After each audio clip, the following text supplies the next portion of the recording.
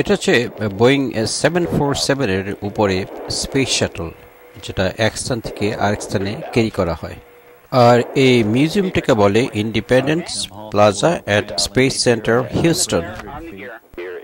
Independent Plaza হচ্ছে Space Center হিউস্টনের একটি অনন্য এবং আকর্ষণীয় প্রদর্শনী, যা মহাকাশ অনুসন্ধানের ইতিহাসের একটি গুরুত্বপূর্ণ অংশকে জীবন্ত করে তোলে। প্রদর্শনীর বৈশিষ্ট্য হচ্ছে স্পেস শাটল ইন্ডিপেন্ডেন্ট, নাসা 905 যেটা বোয়িং 747 এবং দর্শকদের জন্য বিভিন্ন অভিজ্ঞতা।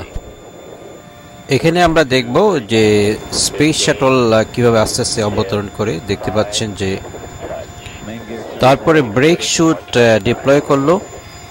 মহাশূন্য থেকে টাচডাউন পর্যন্ত এটি সম্পূর্ণ গ্লাইডিং অবস্থাতে এসে রানওয়ে টাচডাউন করলো। এটা হচ্ছে স্পেস শাটলের বিশেষ বৈশিষ্ট্য। আজ এখানেই, আল্লাহ হাফেজ।